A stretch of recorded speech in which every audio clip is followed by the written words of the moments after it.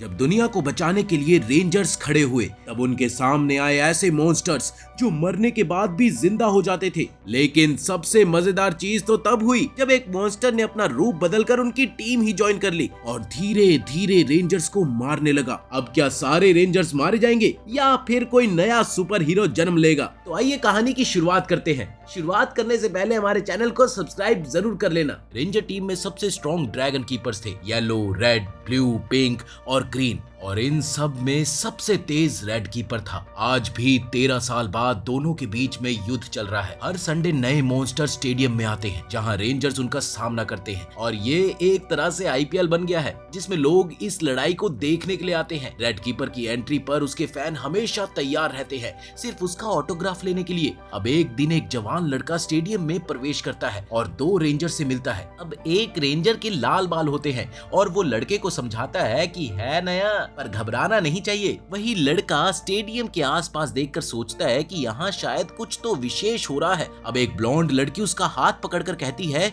कि वो रेंजर बनने पर विचार करे। अब जैसे ही वो लड़का चला जाता है तो वो ब्लॉन्ड लड़की उसे वापस बुलाकर कहती है कि शाम तक अपने जवाब दे देना। अब लड़का जब रंग भूमि में पहुंचता है तो एक बड़ा उड़ता हुआ किला उस पर मंडरा रहा होता है। फिर वहां से एक तेज रोशनी निकलती है और मॉन्स्टर का एक झुंड जमीन पर गिरता है जिसमें डस्टर्स शामिल होते हैं। अब लोग ये देखकर काफी ज्यादा एक्साइटेड होते हैं और वो मॉन्स्टर्स के ऊपर प्लास्टिक बोतल्स फेंकना शुरू कर देते हैं। ये प्लास्टिक की बोतल। जैसे ही कीपर्स आते हैं तो रेड कीपर टाइगर से कह देता है कि वो इंसानों को नुकसान पहुंचने नहीं देगा। फिर वो 5 कीपर्स एक फॉर्मेशन में खड़े हो जाते हैं जिनके लिए लोग जोर जोर से चीयर करते हैं। ये ऐसा दृश्य लगता है उन्हें जैसे ये दुनिया का 8वां अजूबा हो। टाइगर मॉन्स्टर्स इंसानों का खात्मा करना चाहते हैं ताकि जानवरों को आजादी मिल सके। अब इनमें से एक डस्टर जिसने लाइट सेवर पकड़ा होता है भीड़ की ओर बढ़ता है, लेकिन तभी ब्लॉन्ड लड़की उसे रोक लेती है। इसके बाद जब टाइगर स्टेज पर धमाका करता है तो सब रेंजर को एक हिट में पीछे पछाड़ दिया जाता है, लेकिन कीपर्स धीरे धीरे उठकर अपनी आखिरी चाल तैयार करते हैं। इधर डस्टर्स अपने टाइगर मॉन्स्टर्स को घेर लेते हैं जब फाइटर डी नाम का डस्टर कुछ और ही कहने लगता है। दरअसल अब वो और एक्ट नहीं करना चाहता। अब आप ये सोच रहे होंगे कि ये क्या भसड़ है, चलो आगे पता लग जाएगा, सब्र करो सब्र करो। अब रेंजर्स अपनी आखिरी चाल में आग बरसाते हैं जिससे बहुत बड़ा धमाका होता है और आई हुई जनता का तो पैसा वसूल हो जाता है। अब यहाँ 1 घंटे पीछे ले जाया जाता है उड़ते हुए रहस्यमयी उड़ान भरे किले के अंदर, जहाँ डस्टर्स परेशान है क्योंकि उन्होंने किसी नए मॉन्स्टर के बारे में नहीं सोचा है जिससे कीपर्स लड़ने आएंगे। एक डस्टर व्हाइट बोर्ड पर डायनासोर बनाता है, लेकिन फाइटर ये कहता है कि उसके आइडियाज खत्म हो गए हैं और उसको तो अब बस सो जाने का जी करता है। कुछ डस्टर्स रेडियो के पास जाकर ये पता करने की कोशिश करते हैं कि इंसान क्या देखना चाहते हैं, पर उन्हें कुछ खास नहीं मिलता। अब राज की बात तो यहाँ खुलती है। इन मॉन्स्टर्स के लीडर जमीन पर आने के पहले 1 साल में ही मर जाते हैं, लेकिन कीपर्स ने इस बात को छुपा लिया। वो डस्टर्स पर दबाव डालते हैं कि वो हर हफ्ते नए आइडियाज लेकर आए, नहीं तो वो ये धमकी देते हैं कि तुम्हें भी तुम्हारे लीडर्स के पास पहुंचा देंगे। अब इधर डस्टर के पास शक्तियां हैं जिनसे वो अपना रूप बदल सकते हैं और कीपर्स से लड़ने का नाटक करते हैं, पर हमेशा हार जाते हैं। अब समझे ना, ये सब एक नाटक है। खैर सारे फाइटर्स अपने डिजाइन के बारे में सोचते हैं लेकिन कुछ भी काम नहीं करता। तब फाइटर डी के दिमाग में एक आइडिया आता है, टाइगर। अब ये आइडिया सबको पसंद आता है क्योंकि उन्होंने कभी टाइगर मॉन्स्टर नहीं बनाया था ना, इसीलिए वो इंसाइक्लोपीडिया देखते हैं और एक डस्टर अपने हिसाब से टाइगर में ट्रांसफॉर्म हो जाता है। लेकिन फाइटर डी खुद को लूजर महसूस करता है और उनमें आग जलाने की कोशिश करता है अपना असली मकसद पूरा करने के लिए, भले उनके लीडर्स अब हो या ना हो। इसी के साथ वक्त बीत जाता है और फाइटर डी खुद को ठीक कर रहा होता है जब सारे दूसरे साथी चले जाते हैं। वो कीपर्स को उनके मुंह पे कहता है कि वो ये खेल नहीं खेलना चाहता और सीधा हमला बोल देता है, लेकिन ये सब कीपर्स समझ नहीं पाते क्योंकि ऐसा तो स्क्रिप्ट में लिखा ही नहीं था ना। रेड कीपर उन्हें दिलासा देता है कि परेशान होने की जरूरत नहीं है क्योंकि वो अकेला ही काफी है। फाइटर डी अपने हाथ को लाइट सेबर में बदल है और रेड कीपर की तरफ आता है, लेकिन रेड कीपर को पहले ही पता चल जाता है कि ये स्क्रिप्ट में है ही नहीं, इसीलिए इस कहानी को ना फॉलो करने पर उसने उसे डिस्ट्रॉय करने में जरा भी देर नहीं की। अब ये देखकर ऑडियंस हक्की पक्की रह गई और जीत की खुशी में पागल हो गई। रेड कीपर तुम लाजवाब हो। दूसरी तरफ डस्टर चैन से बैठे ही होते हैं, पर जब उन्हें याद आता है कि डी अभी तक नहीं आया है तो सब लोग घबरा जाते हैं। दरअसल डी अपने साथियों को छोड़कर बैटलफील्ड के छत पर ट्रांसफॉर्म हो जाता है जैसे कि एक हीरो।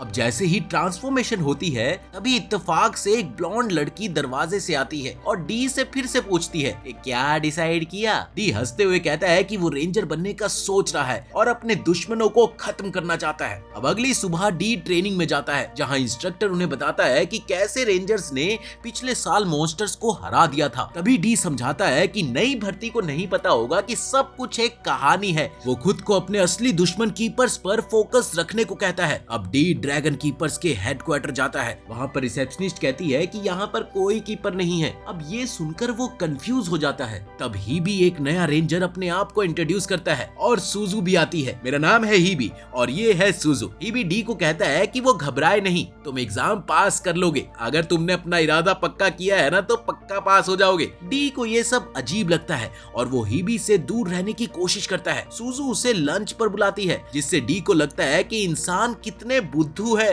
ये सोचकर वो फिर से अपने प्लान पर लग जाता है। अब इधर डस्टर्स अलग अलग गेम खेलते हैं जब एक डस्टर दरवाजे से भागते हुए आता है और सबको बताता है कि ड्रैगन कीपर्स शिप पर आ रहे हैं। ये सुनकर तो डस्टर्स डर जाते हैं, उनकी फटके हो जाती है। फिर कीपर्स हेलीकॉप्टर से आते हैं। अब फाइटर ए उनसे सीधा पूछता है कि उन्हें क्या चाहिए और रेड कीपर कहता है कि उन्हें पीटने का कोई इरादा नहीं है। ब्लू कीपर ये मामला हल्के में ले लेता है और कहता है कि अगर कोई उनमें से उनका सच बाहर लाने की कोशिश कर रहा है तो वो गद्दार उनके सामने आए। फाइटर ए कहता है कि डी नहीं आया और ये तो कोई नहीं जानता कि वो कहाँ है। सबके रिएक्शंस देखकर ब्लू कीपर गुस्सा हो जाता है और डी को बाहर लाने के लिए कहता है, पर रेड कीपर उसे शांत करता है और कहता है कि ये किसी की गलती नहीं है। तभी रेड कीपर उन्हें इन्फॉर्म करने के लिए कहता है कि डी के बारे में कुछ भी पता चले तो मुझे बताए। इसके बाद वो नए नियम लागू करते हैं ताकि सेफ्टी बनी रहे। दो सीनियर रेंजर्स एरोन और रोरी डस्टर्स को बुलाते हैं कि उन्हें उनसे मिलना होगा ताकि वो रहस्यमयी उड़ान भरे किले में हमसे नजर रखे। कोई कुछ भी नहीं कह पाता सिवाय फाइटर सी के, जो इसे उनकी प्राइवेसी की हिफाजत ना करने को कहता है। अब फाइटर ए भिड़ने की कोशिश करता है लेकिन ब्लू कीपर एक जोर का थप्पड़ मार कर उसे शांत कर देता है।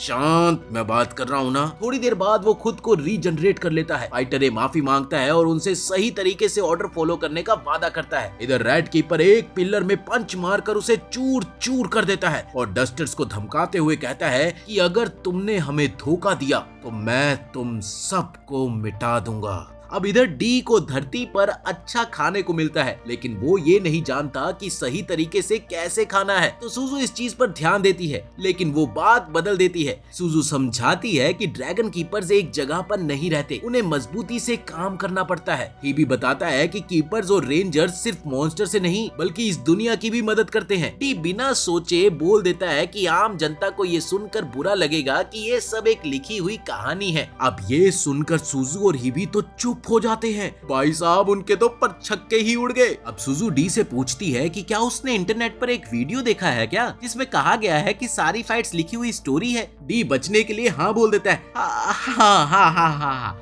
इसके बाद सूजू को काम से हेडक्वार्टर जाना होता है एक चिट्ठी को डिलीवर करने के लिए और ही भी ट्रेनिंग ग्राउंड की तरफ बढ़ता है। अब डी मौके का फायदा उठाकर एक प्लान बनाता है। वो उस बच्चे को बुलाता है जिसने रेंजर्स के साथ फोटो लिया था और उससे फोटो दिखाने को कहता है। बच्चे, मुझे ये फोटो तो दिखा जरा। जिस पर हीबी का चेहरा देखकर वो हीबी में ट्रांसफॉर्म हो जाता है। अब बच्चा बेचारा डर के मारे भाग ही जाता है।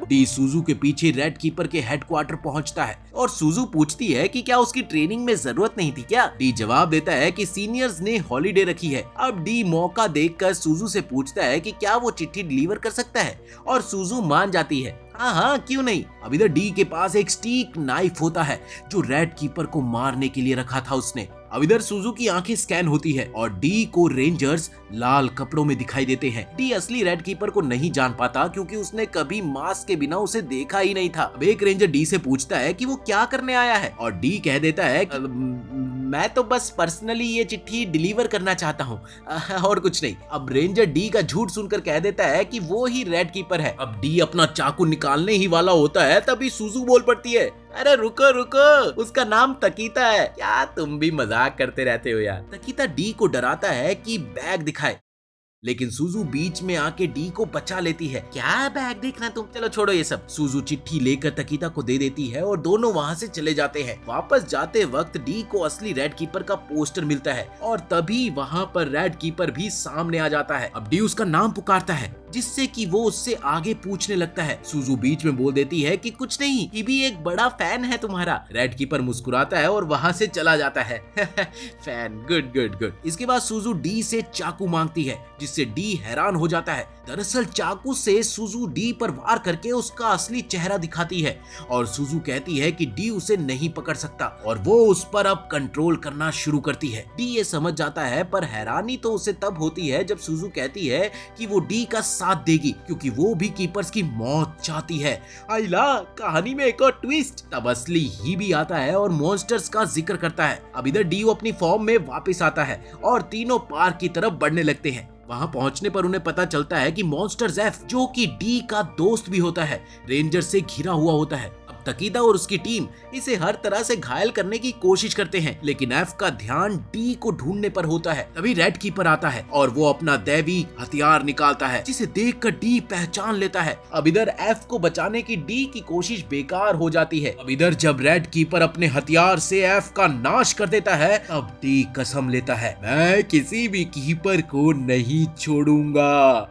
ये मैं कसम खाता हूँ। डी को 12 साल पुराना फ्लैशबैक आता है जब रेंजर्स ने उनके बॉसेस को मार डाला था। तब डस्टर्स के सामने 2 चॉइसेस रखी गई थी, कीपर्स के साथ जाना या फिर अपने लीडर्स के पास जाना। डी को ये सारी घटना याद आती है और इसके बाद वो गुस्से से चला जाता है लेकिन हीबी उसके पीछे आता है। तब डी हीबी से पूछता है कि क्या वो इस मॉन्स्टर को जानता है। तब हीबी उसके लॉस के लिए सॉरी कहकर डी को हैरान कर देता है। तब हीबी कहता है कि मॉन्स्टर कभी जीत नहीं सकते और उन्हें अपने बुरे काम बंद कर देने चाहिए। फिर डी हीबी से पूछता है कि तुमने कैसे जाना कि वो भी एक मॉन्स्टर है। तब हीबी बताता है कि उन्होंने सूजू की बातें सुनी थी लेकिन वो डी को एक मौका देना चाहते हैं। तब डी जोर से कहता है कि उन्हें न्याय की बातें नहीं करनी चाहिए जबकि उन्होंने खुद लोगों को धोखा दिया है। वो ये प्रॉमिस करता है कि वो इस ऑर्गेनाइजेशन को खत्म करेगा। तब हीबी कहता है कि उनकी ट्रेनिंग शुरू हो चुकी है लेकिन डी फ्रस्ट्रेट होकर कहता है कि वो कभी अपने दुश्मन के साथ नहीं मिलेगा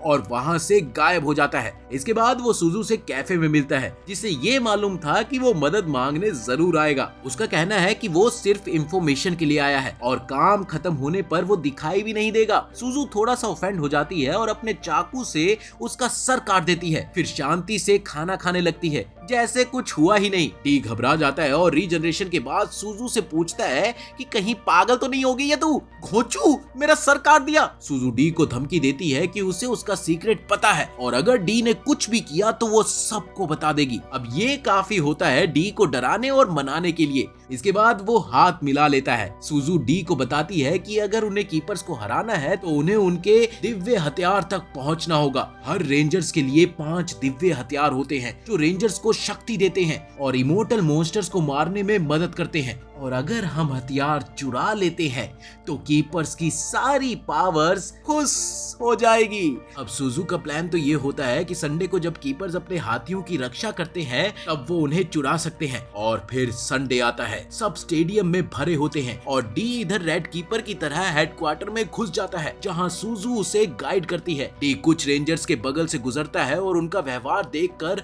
अपने आप पर कॉन्फिडेंस महसूस करता है लेकिन वहां पहले से ही तकीता बैठा होता है। डी अपने सबसे ज्यादा जरूरी काम के लिए हथियार की मांग करता है। तब तकीता शक की नजरों से डी को देखता है और कहता है कि वो बदल गया है। अब जैसे ही तकीता गुजर रहा होता है तो डी अपनी शक्तियों से लॉक खोलने की कोशिश करता है। इधर तकीता मॉन्स्टर्स के लिए भड़ास निकाल रहा होता है जो डी को गुस्सा दिलाता है लेकिन सूजू से शांत रहने और मकसद पर ध्यान देने की सलाह देती है। इसके बाद डी अपने काम में सफल हो जाता है और हथियार ढूंढता है लेकिन जब वो हथियार उठाता है तब तकीदा उसका सर शूट कर देता है। अब जब उसे रेड कीपर से यानी कि डी से मॉन्स्टर वाली बदबू आने लगी तो पहला शक तो उसे तभी हो गया था। तब तकीदा कहता है कि डी अगर सच में रेड कीपर होता तो वो यहाँ नहीं होता। इसके बाद वो बार बार डी का सर शूट करता है जब तक वो रीजनरेट नहीं होता लेकिन वो इस चीज से भी बोर हो जाता है और हथियार उठाकर डी को खत्म करने के लिए तैयार हो जाता है। लेकिन डी को वहाँ पर किस्मत से एक डायनामाइट बेल्ट दिखाई देती है और अब वो धमकी देता है कि वो सब कुछ तबाह कर देगा। अब ये देखकर तकीदा घबरा जाता है और हथियार नीचे रख देता है। डी इस मौके का फायदा उठाता है और तकीदा को बेहोश कर देता है और फिर वहाँ से बाहर निकलता है। सुजू उसको बधाई देती है, लेकिन जब डी छत पर पहुँचता है तो वहाँ पर रेड कीपर पहले से ही उसका इंतजार कर रहा होता है। अब आएगा ना मजा। वो उसे चुपचाप हथियार फेंक देने को कहता है, लेकिन डी को लगता है कि उसके पास एडवांटेज है, लेकिन रेड कीपर आसानी से बच निकलता है। अब डी गुस्से में कुछ से कुछ करने लगता है, पर रेड कीपर उसका पैर पकड़ लेता है और उसे सैटेलाइट डिस्क की तरफ फेंक देता है, जिससे डी का एक हिस्सा तबाह हो जाता है। डी फिर से उठकर खुद को रीजनरेट करता है और जीतने की फिर से कोशिश करता है। तब रेड कीपर बस मुस्कुराता है, क्योंकि उसे तो फुटेज खाने का नया मौका मिल चुका होता है ना, इसीलिए। क्योंकि जब रिपोर्टर्स वहां पर लाइव कवरेज करने के लिए पहुंचते हैं तो वो एक्ट ऐसे करता है कि जैसे उसे चोट लगी हो। अब इधर डी को ये सब कुछ समझ आता है। ब्लू कीपर डी और उसके सर को धड़ से अलग करता है और लात मारकर फेंक देता है। अब सारे कीपर्स एक साथ खड़े होते हैं और रेड कीपर एक लंबा चौड़ा भाषण देता है। दोस्तों, इसके आगे तुम सोच ही लेना क्या दिया होगा। फिर ब्लू अपने दिव्य हथियार को चार्ज करता है। इसके बाद वो हथियार डी के सीने में जाता है, जिससे वो हवा में बड़े से फुटबॉल की तरह उड़ने लगता है। डी उन्हें खूब कोसता है और खूब गालियां देता है, पर ब्लू एक चुटकी बजाता है और जिससे कि उसके चीथड़े उड़ जाते हैं।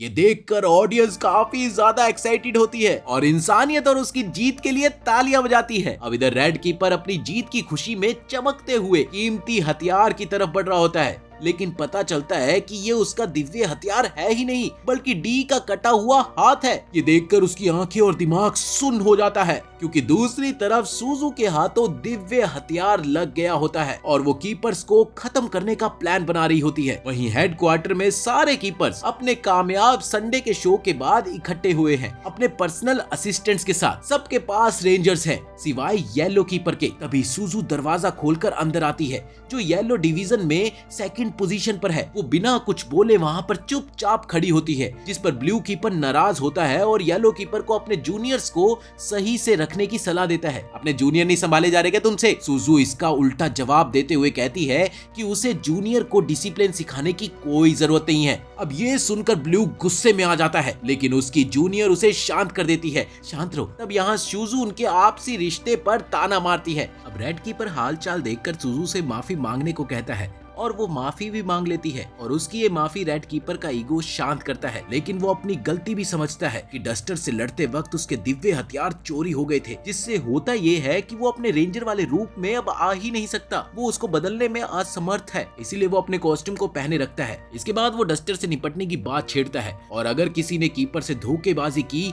तो उसका अंजाम क्या होगा वो ये भी बताता है। अब सुजू यहाँ बोलती है, शायद डस्टर ने हथियार किसी और को दे दिया होगा, जबकि हमें ये अच्छे से पता है कि वो किसके पास होगा। अब रेड कीपर इस पर ध्यान नहीं देता और सबको संभल कर रहने को कहता है, लेकिन उसका खुद का जूनियर उसे टोकता है कि उसने एक बड़ी गलती की है। सर, आपने एक बड़ी गलती की है। दिव्य हथियार को भूल जाना एक शर्मिंदगी की बात है। और जूनियर तो ये भी सजेस्ट करता है कि रेड कीपर को अपना इस्तीफा दे देना चाहिए। रेड कीपर को उसकी बात में कुछ गलत नहीं लगता। अब जूनियर खुश होने लगता है क्योंकि वो भी एक कीपर बनना चाहता है, पर तभी रेड कीपर उस पर एक जोर से वार करता है। उसका गुस्सा इतना होता है कि वो उसे मार कर जख्म देता है। अब अपने जूनियर के खून से रंगे हुए रेड कीपर चुपचाप मुड़ के ऐसे खाना खाने लगता है जैसे कि कुछ हुआ ही ना हो, और ये नजारा देखकर सब लोग शॉक होते हैं। अब वहीं ही भी बार बार वो क्लिप देख रहा होता है जिसमें डी को मारा गया था और क्लूज ढूंढने की कोशिश कर रहा होता है। फिर ब्लू कीपर अपने जूनियर से कहता है कि अगर डी जिंदा बचा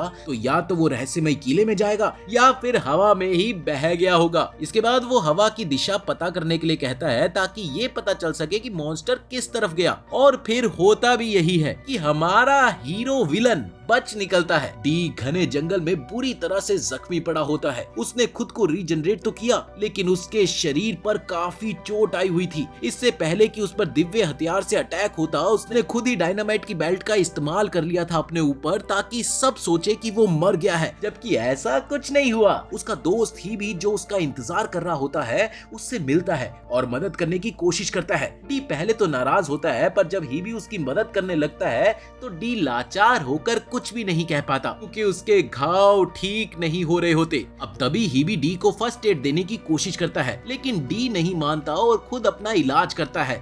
डी अपने हाथ का इस्तेमाल करके घाव को भर लेता है और ये देखकर हीबी चौंक जाता है क्योंकि डी की कला देखकर वो हैरान हो जाता है। हीबी उससे कहता है कि वो उसके हाथ को अपने चेहरे की तरह बनाना चाहता है और डी आसानी से उसकी मदद करता है। अब हीबी डस्टर का चेहरा बनाना चाहता है और डी इसे भी तुरंत बनाता है, लेकिन डी हीबी को बताता है कि डस्टर बनना इज्जत की बात है। अब हीबी भी अपनी कहानी सुनाना शुरू करता है जो डी को ना चाहते हुए भी सुननी पड़ती है। दरअसल हीबी के माता पिता शांति प्रेमी थे जो प्रकृति के नियमों के प्रति बहुत समर्पित है। एक बार हीबी एक मासूम बिल्ली के बच्चे को बचाता है जो कुओं का डिनर बनने वाली थी, पर उसके पिता इसे मंजूर नहीं करते और कहते हैं कि प्रकृति को अपना काम करने दो। दरअसल हीबी के माता पिता सारी इंसानियत से नफरत करते हैं, पर एक दिन जब वो रहस्यमयी उड़ान भरा किला आ जाता है तो उसके पेरेंट्स इसको भगवान की मर्जी समझते हैं। उनको तो रेंजर्स पर भी भरोसा नहीं होता क्योंकि मॉन्स्टर से लड़के वो भगवान के खिलाफ जा रहे हैं। फिर एक दिन एक चर्च में जब मॉन्स्टर्स के लीडर भगवान बनकर उनके सामने आते हैं तो यही नासमझी उनकी जान ले लेती है। सिर्फ हीबी और उसकी बहन बचती है और पूरा चर्च तबाह हो गया होता है।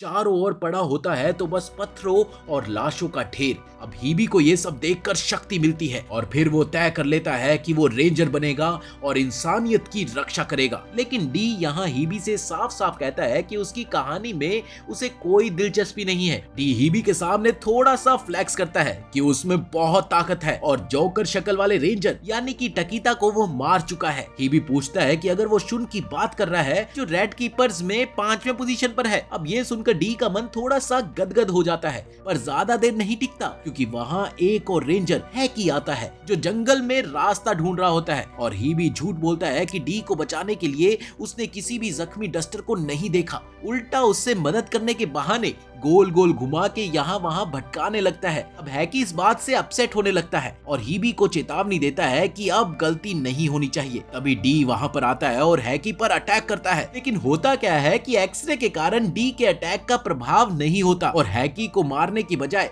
डी भागने लगता है और हैकी जंगल को काटने लगता है। कच कच कच कच कच। अब हैकी डी को सामने आने के लिए कहता है, पर डी पेड़ पौधे के पीछे जाकर छुपने लगता है। अब हैकी इरिटेट होकर सब कुछ काट रहा होता है। तब डी एक तरकीब लगाकर खुद को एक कटे हुए पेड़ में छुपा लेता है और मौका देखकर हैकी के सामने आ जाता है, लेकिन हैकी का हथियार डी को पकड़ लेता है और डी उल्टा हथियार को उस पर तान देने की सोचता है, पर हैकी चेतावनी देता है कि हथियार में सेंसर लगा हुआ है जिससे कि वो गर्म होकर डी को ही जला देने लगता है। अब डी फिर से भाग जाता है। अब हीबी के दिमाग में एक आइडिया आता है। अब डी हीबी को बंदी बनाता है और हीबी भूल जाता है कि हेडक्वार्टर से हेल्प आ रही है कि जो दोनों को ही खत्म कर देना चाहता था वो समझ जाता है कि अगर उसने रेंजर की जान ली तो उसकी इमेज खराब होगी, इसीलिए वो हथियार नीचे रख देता है और इसके बाद डी सामने आता है, पर हैकी एसिड से डी को पीछे ढकेल देता है। अब हीबी डी को बचाते हुए हैकी का हथियार पकड़ लेता है और डी और हैकी हेलीकॉप्टर से भाग जाते हैं। अब ये पता चलता है कि हीबी ने अपना एक हाथ काट कर डस्टर बनने की एक्टिंग की और डी ने अपने आप को हीबी के रूप में बदल लिया था। कंफ्यूजन ही कंफ्यूजन है, सॉल्यूशन कुछ पता नहीं। इसी तरह डी फिर से हेडक्वार्टर में घुसने में कामयाब होता है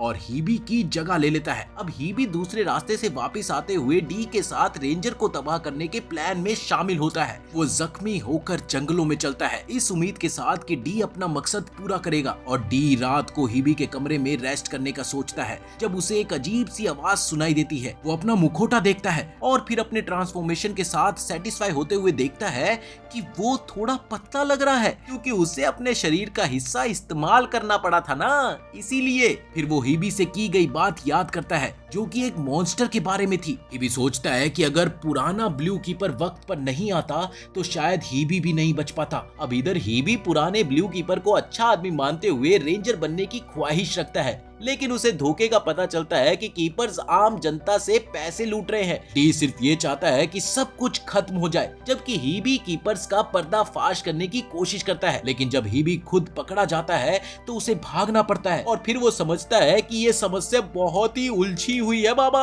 अब डी वॉर के अंत के बारे में सोचता है तभी उसे अजीब सी आवाज सुनाई पड़ती है। उसने लैपटॉप देखा जो कि आधा खुला हुआ है और फिर वो जानकारी इकट्ठा करने की सोचता है, लेकिन उससे वो लैपटॉप गिर जाता है। फिर उसे याद आता है कि हीबी ने उसके लिए सारा डाटा छोड़ा हुआ था उसी लैपटॉप में, जिससे कि उसे सारा डाटा मिल जाएगा उसकी लाइफ का। इसके बाद वो जाता है टेक्नीशियन से मदद मांगने के लिए। अब पहले तो टेक्नीशियन मना करता है, लेकिन बाद में मान जाता है। वो कॉरिडोर में गुजरते हुए सोच रहा होता है कि वो टेक्नीशियन एक अच्छा आदमी है रेंजर होने के बावजूद भी, इसीलिए वो मन बना लेता है कि इसे तो मैं आखिरी में मारूंगा। तभी उसे कोई आवाज सुनाई देती है। वो देखता है कि एक लड़का जिसके बाल ब्लैक और ब्लॉन्ड दोनों है, वो उसे बधाई दे रहा होता है एक डस्टर को अकेले मारने के लिए। डी उस लड़के का आईडी कार्ड निकाल कर उसको दे देता है, जिसमें उसका नाम यामा होता है। डी फ्रेंडली होने का नाटक कर रहा होता है और यामा से कहता है कि अभी काम का वक्त है और उनपे एक कर्फ्यू लगा हुआ है। अब इसके बाद डी फ्लोर प्लान देखता है और समझता है कि वो बेसमेंट में है। फिर वो यामा से पूछता है कि वो किसी कीपर से मिल सकता है, तो यामा उसे समझाता है कि वो भी कीपर्स का हिस्सा बनना चाहता था, लेकिन उन्हें मेहनत करनी होगी क्योंकि अभी वो काफी नीचे पड़ाव पर है।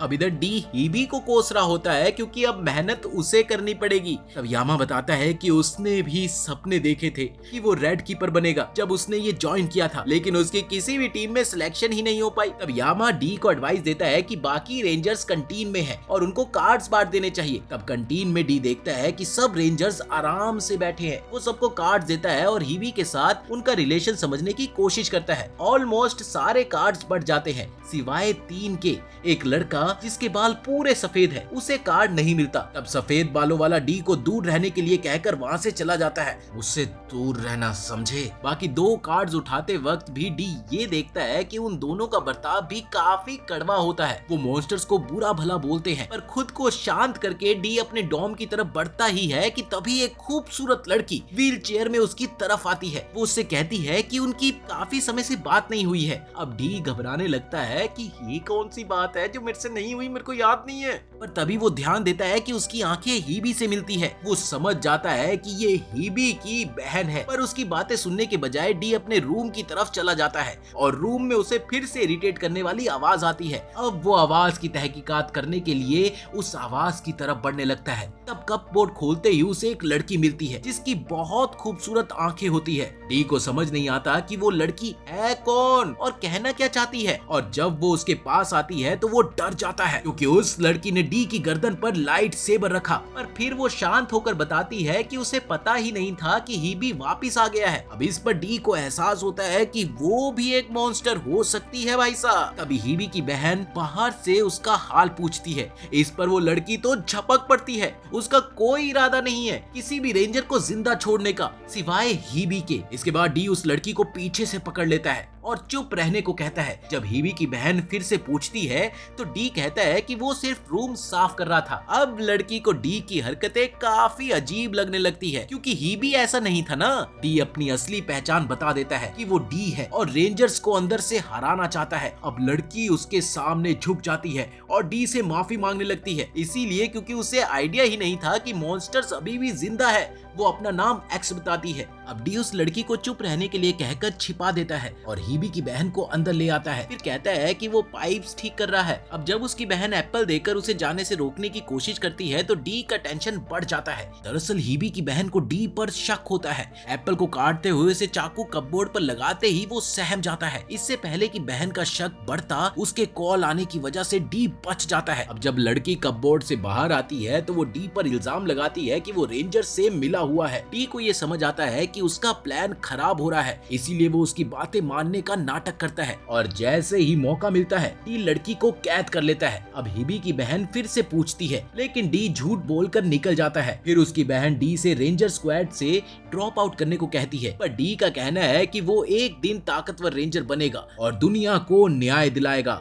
अगले दिन रेंजर्स का एग्जाम शुरू होता है जहाँ पर विद्यार्थी फेक मॉन्स्टर से लड़ते हैं। डी देखता है कि दूसरे कैंडिडेट्स सिर्फ मॉन्स्टर्स को खत्म करने में बिजी है। उसे लगता है कि उसे भी कुछ करना चाहिए, इसीलिए वो सोचता है आखिरी मॉन्स्टर को मारने की। लेकिन वही सफेद बालों वाला कैंडिडेट बीच में आकर मॉन्स्टर को मार देता है, जिससे कि डी काफी चिढ़ जाता है। अब हीवी पूछता है कि क्यों वो दूसरों के किल्स चुरा रहा है, जिसका सफेद बालों वाला जवाब देता है कि वो पहले से ही लीड कर रहा है। फिर ब्रेक के बाद डी अपने रूम में वापस चला जाता है और काफी नाराज रहता है। इधर हीबी को एक्स नाम की लड़की के लिए काफी परवाह है, पर वो उसे गद्दार समझती है। डी उसे समझाने की कोशिश करता है कि उन्हें एक सॉलिड प्लान बनाना चाहिए। अब जल्दी ही अगले टेस्ट के लिए सब निर्देशक के पास इकट्ठे होते हैं और उन्हें एग्जाम के नियम समझाए जाते हैं। अगर तुम जिंदा रहते हो और पास करते हो तो तुम्हें रेंजर्स अपनी टीम में ले लेंगे। दरअसल एग्जाम एक टीम मैच है जिसमें 5 टीम्स हैं, पिंक, येलो, ग्रीन, ब्लू और रेड। और इधर डी की टीम में शिन होता है, वही सफेद बालों वाला जो रेड टीम ज्वाइन करना चाहता था। उन्हें बस एक चाबी निकालनी है सामने वालों से और इसके लिए 3 दिन मिलते हैं। फिर वो एक टीम की तरह लड़ने के लिए लगते हैं, वरना रेंजर सारे विद्यार्थियों को खत्म कर देंगे। अब इधर डी को डर लगता है क्योंकि रेंजर्स पावरफुल हैं और उसे विश्वास नहीं होता कि शिन एक टीम बनाकर काम करेगा। तभी टेस्ट शुरू होते हैं और शिन और डी अलग अलग स्ट्रेटेजी सोचते हैं। इधर शिन सीधा लड़ना चाहता है जबकि डी का प्लान छिप के रहकर सही मौके का इंतजार करना है। अब इधर डी फ्रस्ट्रेट होने लगता है क्योंकि उसे कमजोर होने का डर होता है, इसीलिए वो शिन को मनाने के लिए सोचता है। तभी शुजू पीछे से आ धमकती है जो कि येलो स्क्वाड के परीक्षार्थी ढूंढ रही होती है। उन्हें पता चलता है कि उनके सामने वाले उनके ही सीनियर्स है जो उनके भर्ती होने के चाबू है। वहाँ रेड टीम का सीनियर आता है जो डी को जाना पहचाना सा लगता है। फिर याद आता है कि ये तो तकीता है। अब सुजू हंसने लगती है दोनों टीम के विद्यार्थियों पर। पर शिन अकड़ कर जवाब देता है। तभी एक ट्रक आकर शुजू को उड़ा देता है पर शुजू बिना किसी चोट के फिर से खड़ी हो जाती है। अब डी मौका देखकर भाग लेता है जबकि शिन सीधा तकीता पर हमला बोल देता है। वो उसे ललकार रहा होता है ये बोलकर कि वो एक मामूली से डस्टर से हार चुका था। अब तकीता शिन का हाथ पकड़कर उसको गुस्से से मुंह पर मुक्का दे मारता है। वो शिन को पंचिंग बैग की तरह मारने लगता है। ले मुक्का, ले मुक्का। डी समझ जाता है कि ऐसे नहीं चलेगा भाई और वो अपनी गन का लॉन्ग रेंज मोड ऑन करके तकीता पर गोली चलाता है। और इधर तकीता उस पर काउंटर अटैक करता है लेकिन शिन बीच में आ जाता है और फिर दोनों लड़ने लगते हैं। लेकिन तभी तकीता बहुत जल्द शिन को ढकेल देता है। अब डी फिर से एक आइडिया सोचता है और तकीता के पीछे फायर एक्सटिंग्विशर को टारगेट करता है जिससे पूरा कमरा धुआं से भर जाता है और जिससे कि उन्हें स्ट्रेटेजी बनाने का मौका मिल जाता है। शिन अभी भी बेपरवाह है और डी की बातें नहीं सुनता। अपनी सेफ्टी का ध्यान रखते हुए डी लड़ने से पीछे हटता है और शिन फिर से लड़ने की कोशिश करता है लेकिन तकीता उस पे हावी हो जाता है। वो शिन पर गोलियां चलाता है, ढिशक्याओ ढिशक्याओ ढिशक्याओ। इससे शिन बच नहीं पाता और एक्सप्लोजन के बाद तकीता उसका मजाक उड़ाता है। बड़ा आया मुझे हराने वाला। तब एक ट्रक आकर तकीता को ठोक देता है जिससे कि शिन को समय मिल जाता है बच निकलने का। अब इधर हेसुई ग्रीन स्क्वाड की सीनियर मेंबर आकर तकीता को वार्न करती है कोई रेड टीम का उसका मजाक खराब कर रहा है। अब डी वहाँ पर ऊपर बैठे उन दोनों सीनियर मेंबर्स का मजाक उड़ाता है। हेसुई खुद तकीता को सीरियस होने की वार्निंग देती है और तकीता डी पर शूट करता है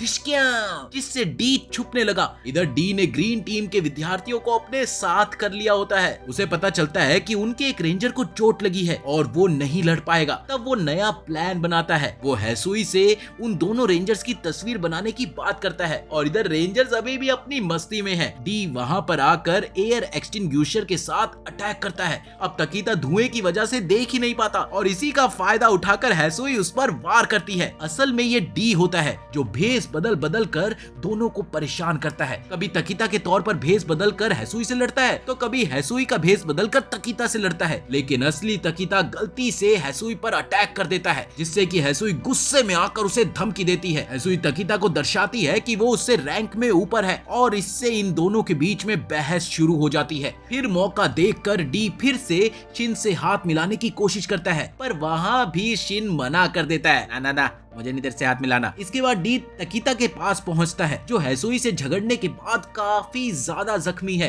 डी बंदूक से तकीता को घायल करता है और तब उसे अपनी खामियों का पता चलता है। तकीता अपनी लेफ्ट आंख की चोट की वजह से बेचैन होता है जिसका फायदा उठाकर डी उस पर एक बार फिर से वार करने की कोशिश करता है और इसी दौरान तकीता अपने लाइट सेबर से इधर उधर निशाना तान रहा होता है और धोखा खाता है जिसकी वजह से शिन ने हमला करने का मौका पा लिया होता है। डी की मदद से शिन तकीता को एक जोरदार मुक्का मारकर जमीन पर गिरा देता है और फिर हेसुई आती है और अपनी फ्रस्ट्रेशन में तकीता को खत्म कर देती है और वो शिन को भी नहीं छोड़ती। वो डी को भी मारने की कोशिश करती है लेकिन ग्रीन स्क्वाड का मेंबर उसे डिस्ट्रैक्ट कर देता है। अब डी तकीता को हराने के लिए उसकी ओर बढ़ता है और शिन तो बिल्कुल ही निश्चय पड़ा होता है। तकीता के पैरों को पकड़ लेता है और डी को टकराव से पहले बचा लेता है। डी अपनी लाइट सेबर लेकर तकीता को खत्म करने की कोशिश करता है लेकिन बेल बजने से एग्जाम वहीं पर खत्म हो जाता है।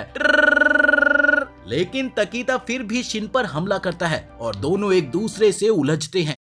डी जल्दी से अपनी लाइट सेबर से तकीता को चोट पहुंचाता है, लेकिन तकीता उसी वक्त शिन को नहीं छोड़ना चाहता था। अब डी उसकी गर्दन पर लाइट सेबर रखकर उसे आखिरकार रोकता है, पर शिन यहाँ उसे इशारा करता है मौके का फायदा उठाकर चाबी निकाल लेने के लिए। पर जब वो देखता है तो पता चलता है कि चाबी सिर्फ एक है।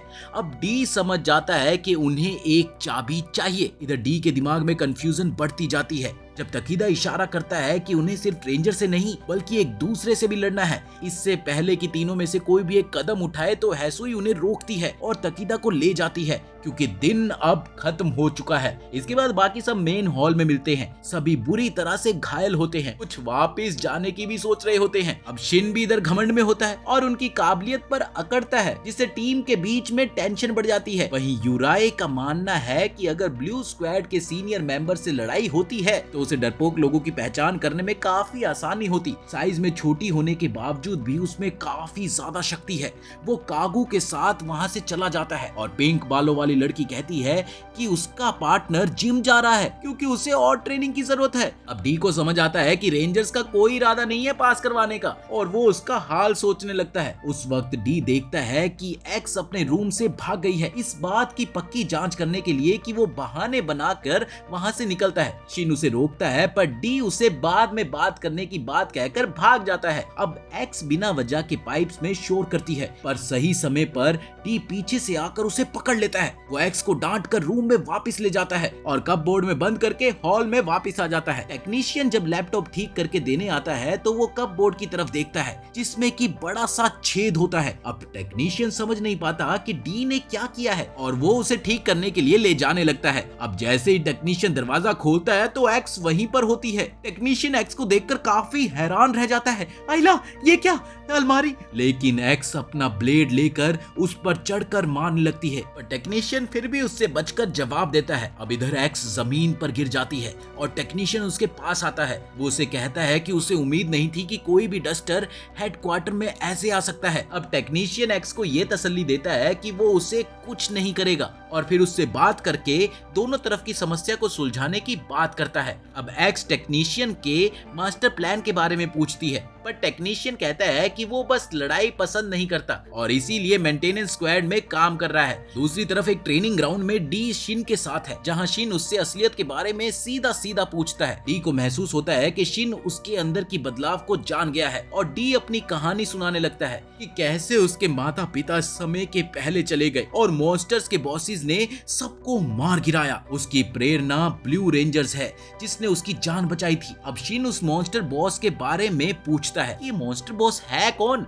पर डी को याद नहीं होता। फिर शिन अपनी भाई की कहानी सुनाता है जो एक रेंजर था और एक मॉन्स्टर बॉस के हाथों मारा गया था 4 साल पहले। अब डी पूछता है कि शिन ने गलती से 4 तो नहीं बोल दिया 13 की जगह, क्योंकि सारे बॉसेस तो ड्रैगन कीपर्स ने पहले ही मार गिराए थे। अब शिन को शक होता है कि डी बिल्कुल उन ड्रैगन कीपर्स की तरह बात कर रहा है। बिल्कुल ऐसे ही ड्रामे रेंजर्स ने भी किए थे उसके भाई के मरने पर। उसकी बातों पर किसी ने भी विश्वास नहीं किया, तब से ही वो बदला लेना चाहता था। उसने संडे वाले शो में भी ऐसा एक भी मॉन्स्टर नहीं देखा था जिसकी वो बात कर रहा है। उल्टा वो तो काफी कमजोर थे। ज्यादातर डी को तो समझ आ रहा होता है कि वो क्यों वीक है, जैसे कि वो सिर्फ डस्टर्स है जो धोखा दे रहे हैं। डी को फिर भी लगता है कि ये कोई गलती है, क्योंकि गॉड मॉन्स्टर का अभी भी जिंदा होना नामुमकिन है। अब उसकी सोच में एक्स का भी ख्याल आता है जो शायद इस बारे में जानता हो। वहीं टेक्नीशियन एक्स को शांत करने की कोशिश करता है और उसे बच निकलने का राज बता रहा होता है जब एक तेज रोशनी उनकी तरफ आती है। रोशनी इतनी तेज होती है कि कुछ भी दिखाई नहीं देता। जब एक्स आंखें खोलती है तो वो टेक्नीशियन जमीन पर खून के तालाब में पड़ा हुआ होता है। लेकिन चौंक तो वो तब जाती है जब वो देख लेती है कि खुद गॉड मॉन्स्टर्स उनके सामने है। गॉड मॉन्स्टर उससे कहता है, घबराओ नहीं बेटा, चलो मेरे साथ चलो। अगले दिन डी ट्रेनिंग ग्राउंड में पहुंचता है और वो वहां जाकर शिन की तलाश करता है। तभी ब्लू रेंजर उसे बताती है कि शिन तकीता से लड़ रहा है। अब डी आके शिन को शांत करने की कोशिश करता है, लेकिन शिन नहीं सुनता और धुआंधार तरीके से तकीता पर हमला किए जाता है। बाकी सब टीम मेंबर्स इशी, यूराए और गुलाबी बालों वाली लड़की तकीता को गिराने की कोशिश करते हैं, लेकिन तकीता उनके इस हमलों से बच जाता है। फिर वो कंफ्यूजन के बीच में शिन जबरदस्ती तकीता से चाबी चुरा लेता है और इस तरह वो लड़ाई जीत जाता है। ये डी को ये देखकर हैरानी होती है कि ये 5 मिलकर काम कर रहे हैं। इसके बाद तकीता को हरा के वो सब वहां से चले जाते हैं। फिर डी और यामा और डकोइती वैन में आते हैं। यामा तो अंदर से भी हार चुका होता है और डकोइती कहती है कि उन्हें अभी भी अपनी टीम बनानी चाहिए। डी को वहाँ जमीन पर गिरा हुआ मेंबर मिलता है, कागू। जब डी उससे मिलता है तो वो उस पर मुक्का मार देता है, लेकिन इस छोटे से मुक्के से डी का असली चेहरा सामने आ जाता है। अब कागू को पता चल चुका होता है कि डी इंसान नहीं बल्कि डस्टर है, डस्टर, और डर से उसकी हालत खराब होने लगती है। बस फिर क्या था, डी को ज्यादा मेहनत नहीं करनी पड़ी अपनी बात मनवाने के लिए। इन सब से पता चलता है कि उन धोखेबाजों को 4 चाबियां मिल चुकी थी, सिर्फ और सिर्फ उन्हें येलो कीपर सूजू की चाबी नहीं मिली थी। जब उन्होंने सूजू को घेर लिया तो वो चाबी देने के लिए मना कर देती है और अब सब कोशिश करते हैं, लेकिन वो उन सब से बचकर रहती है। अब कागू अपने लाइट सेबर से हमला करता है, ऊपर चढ़ के उछल उछल कर हमला करता है, लेकिन सूजू के बनाए हुए बैरियर के आगे वो कुछ भी असर नहीं कर पाता। उल्टा सूजू तो इन सब से बोर होती है क्योंकि सबके हथियार खत्म हो जाते हैं। डी उन्हें सलाह देता है कि अपने हथियार छोड़ दो और अपनी पूरी ताकत सूजू पर लगा दो। अब वो सब बिल्कुल वैसा ही करते हैं और सूजू की तरफ दौड़ने लगते हैं, पर वो यामा को पकड़ लेती है और दीवार से टकराकर उसका मजाक उड़ाने लगती है। जब डी वार करने आता है तो उसका मुक्का रोकते हुए सूजू को समझ आ जाता है कि ये ही भी नहीं हो सकता और सूजू चाबी यामा को पकड़ाकर वहां से चली जाती है। अब यामा इसे देखकर हैरान रहता है और ज्यादा ही खुशियां मनाने लगता है। इतना खुश हो गया कि उसे पता ही नहीं लगा कि पिंक बालों वाली लड़की उसके पास से कब गुजरी और उसके हाथ से चाबी लेकर कब चली गई। भाई साहब, वो खड़ा का खड़ा रह गया। अब डी, यूराए सब उससे भिड़ने लगते हैं, पर इससे पहले कि वो कुछ कर पाते बेल बज जाती है।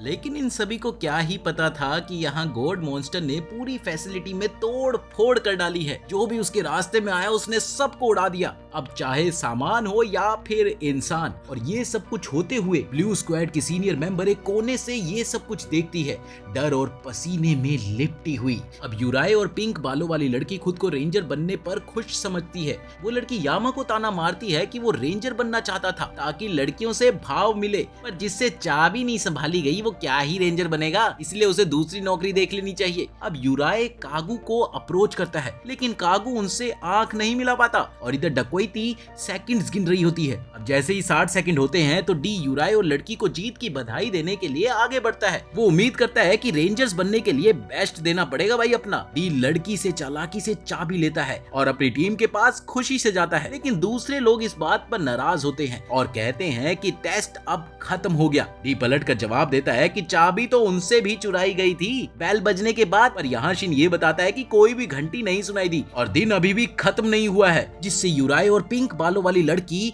शॉक में चले जाते हैं। इसके बाद जब वो लूजर की गैंग की तरफ पलटते हैं तो वो देखते हैं कि वो एक कान से दूसरे कान तक हंस रहे होते हैं। अब डी ने कागू को घंटी से छेड़खानी करने को कहा ताकि वो लोग समझे कि टाइम पूरा हो गया है। अब इधर डी और कागू तो चाबी को संभालते हैं और डी यामा को चाबी देता है, पर शिन उन पर हमला कर देता है और इसी पर डी गोली चलाता है। पर पहले यामा से चाबी ले लेते हैं। अब इधर यामा और लड़की चाबी के पीछे भागते हैं और तभी असली घंटी बजती है। जब सबको वापस कमरे में जाना होता है, डी की टीम खुश रहती है कि यामा ने चाबी कस के पकड़ी होती है। अब वहीं गॉड मॉन्स्टर फैसिलिटी से गुजरते हुए एक लड़की को देख लेता है तो वो उसे भी उड़ा देने की कोशिश करता है, लेकिन ब्लू स्क्वाड की सीनियर मेंबर वहां आकर लड़की को बचाती है और उसे भागने के लिए कहती है, भाग। गॉड मॉन्स्टर लड़की को समझाता है कि उसे भागना चाहिए था, पर फिर वो ब्लू रेंजर से जिम्मेदारी और हालात के बोझ को लेकर बड़ी ही दया से बात करने लगता है। अब ब्लू रेंजर इस पर गुस्सा हो जाती है और अपनी ताकत से गॉड मॉन्स्टर का सामना करना शुरू करती है, अपने दिव्य आर्टिफैक्ट उमाबाजू का इस्तेमाल करते हुए। अब इधर डी और उसके दोस्त काफी खुश होते हैं कि उन्होंने दिन अच्छे से बिता लिया है। सब कागू की तारीफ करते हैं। यामा डी को येलो स्क्वाड ज्वाइन करने को कहता है और डकोइती अपने ग्रीन स्क्वाड में खुश है, लेकिन कागू समझाता है कि उनकी ज्यादा उम्मीद नहीं रुकनी चाहिए। डी और यामा तो नए साथी की तलाश में चले जाते हैं और कागू डी के साथ ही रुकता है। कागू डी से पूछता है कि एक डस्टर उनके बीच क्या कर रहा है, तो डी कहता है कि वो अपने राज नहीं बताएगा। तो कागू कहता है कि अब दुश्मन दोस्त बन गए हैं यार, बता दे। डी अपने हाथों को ब्लेड में बदल लेता है और कागू को धमकाता है, अब दोबारा पूछा ना तो फिर तू देख लियो। लेकिन कागू को डी में अभी भी विश्वास होता है, उसकी नीयत में उसे किसी भी तरह का खोट नहीं दिखाई देता। इसके बाद कागू जाता है शीपो से मिलने के लिए, जो खुद को कमजोर समझता है। फिर कागू से भरोसा दिलाता है और कहता है कि अब वो लूजर्स नहीं है। कागू शीपू को मोटिवेट करने की कोशिश करता है, लेकिन वो अभी भी होपलेस होता है। यामा कहता है कि उन्हें किसी रेंजर से लड़ने की जरूरत नहीं है, क्योंकि उनकी चाबी दूसरी टीम के पास है। ये सुनने पर शीपू का कॉन्फिडेंस वापिस आ जाता है और वो चाबी पाने के लिए तैयार होता है। अब डी इसी बीच ये भी देखता है कि पिंक बालों वाली लड़की अपनी टीममेट के साथ निब्बा निब्बी वाली हरकतें कर रही होती है। इसी के साथ रात हो जाती है और पूरी टीम एक दूसरे से आपस में बात करती है। टीममेट्स, दोस्ती, प्यार, अपने स्कूल के दिन, अपने पुराने दिन, अपने आने वाले दिन, सब कुछ। और डकुइती को कुछ जरूरी चीजों के बारे में बताने की बात करता है। दरअसल कागू, जो अब तक खुद को हमेशा यूराए के पहचान में ही देखता आया था, अब खुद को देखने लगा है। वो बाहर टहलते टहलते खुद को एक हीरो बनाने का फैसला करता है। इतने में जब वो नीचे देखता है तो वो पाता है कि कुछ पंख जमीन पर गिरे हुए हैं और उसके सामने कोई और नहीं, वहाँ पर गॉड मॉन्स्टर होता है।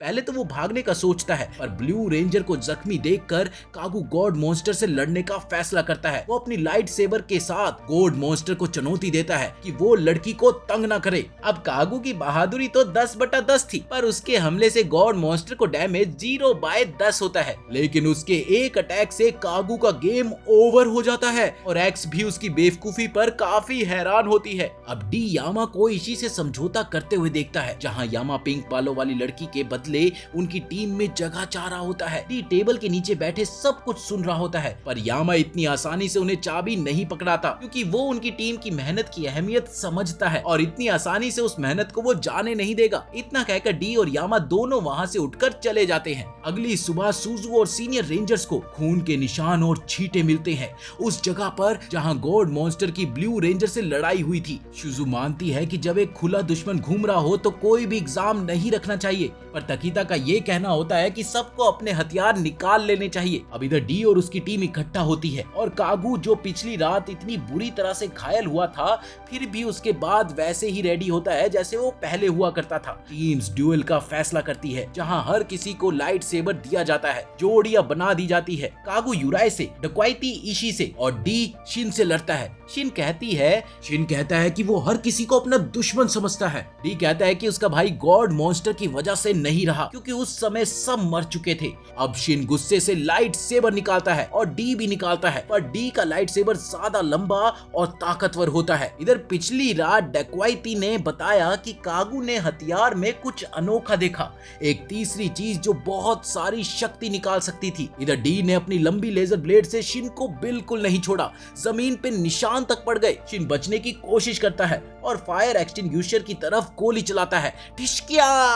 इधर डी का एक जोर से वार और जमीन ही टूट गई। डी ने शिन से फिर से चाबी मांगी और कहा कि गॉड मॉन्स्टर्स नहीं होते, उसका भाई सिर्फ एक कमजोर फाइटर था। ये बातें शिन को चुभती है, क्योंकि रेड रेंजर्स ने भी उसकी बात नहीं मानी थी। शिन कहता है कि वो नहीं रुकेगा, क्योंकि सारी रेंजर फोर्स उसकी दुश्मन है। अब इधर डी शिन को हार मान लेने के लिए कहता है, पर शिन उस पर हमला कर देता है। शिन को अपने भाई की याद आती है और वो वापस उठ खड़ा होता है और डी उसे समझाता है कि क्या वो ठीक है, पर Shin ultimate energy mode unleash कर देता है। दोनों अब बराबरी पर आ जाते हैं और शिन को विश्वास है कि वो ये लड़ाई जीत कर रहेगा। वहीं डक्वाइटी इशी पर भारी पड़ रही होती है। शिबो अपने लाइट फॉर्म की शान में लंबी लंबी फेंकता है और उसकी ओपोनेंट हार मान लेती है। यामा पिंक बालों वाली लड़की के साथ लड़ रहा होता है। वो उसे ड्रैगन कीपर टाइटल की अहमियत समझाता है, लेकिन पिंक बालों वाली लड़की की नजर में वो छपरी का छपरी ही रहता है। इसके बाद यूराए और कागू की लड़ाई शुरू होती है। कागू असल में एक्स होती है। जब लड़ते लड़ते डस्टर्स की तरह उसके पार्टिकल्स उड़ने लगते हैं। अब ये देखकर यूराए थोड़ा सा डर जाता है। इसके बाद पिंक बालों वाली लड़की कागू पर हमला कर देती है, लेकिन वो ये सोचती है कि यूराए हार चुकी है, इसीलिए उसका अतीत उसे याद आता है जब वो कभी अकेली रहा करती थी।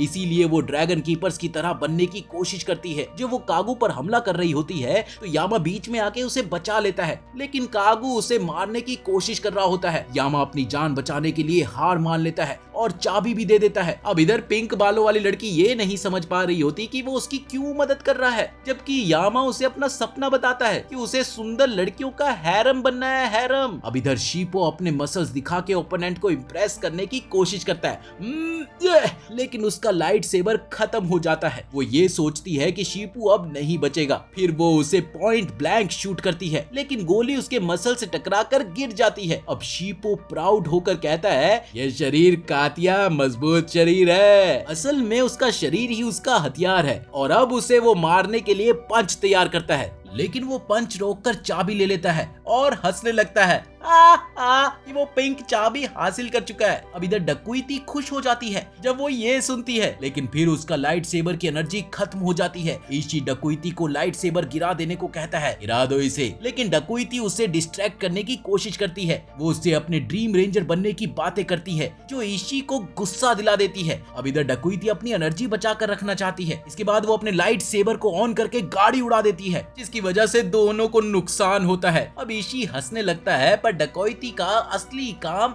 थोड़ा समय खरीदना था। अब शीपो इशी के पीछे आकर उससे कहता है कि अब सब कुछ उस पे छोड़ दे। इधर शिन इकलौता ऐसा इंसान था जो डी के साथ मुकाबला कर रहा है। डी पर कुछ व्हीकल्स फेंक कर वो उसे मारता है, लेकिन जब डी उनको काटने की कोशिश करता है तो शिन उस पर पीछे से हमला कर देता है, जिससे कि बहुत बड़ा धमाका होता है। और जब धुआं साफ होता है तो शिन देखता है कि डी वहां पर नहीं होता, बल्कि अपने आप को रीजनरेट कर रहा होता है। जब उसका शरीर दोबारा से बन रहा होता है तो दोनों एक दूसरे की तरफ बढ़ते हैं। दोनों की आंखों में एक आग होती है। तभी कुगू आकर शिन को नीचे दबा लेता है और सरेंडर करने को कहता है, लेकिन शिन ऐसे कैसे हार मानने को तैयार था। तभी एक दूसरी किसी सुनसान जगह पर ब्लू रेंजर का शरीर पड़ा होता है, जिसका खून बह रहा होता है, वो भी बारिश में। वो थकी हुई होती है और उसे चोट लगी होती है, और उसका कहना होता है कि उसे ब्लू कीपर तक एक मैसेज पहुंचाना है। उसे याद आता है कि कैसे ब्लू कीपर ने उसे एक बेवकूफ बच्ची की तरह देखा था। अब धीरे धीरे उसका ओपिनियन बदलने लगता है जब वो ब्लू कीपर को दूसरों के प्रति देखती है। अब जब ब्लू कीपर आता है तो वो उससे कहती है कि नीचे वाले विद्यार्थियों को बचाए। अब ब्लू कीपर अपना दिव्य आर्टिफैक्ट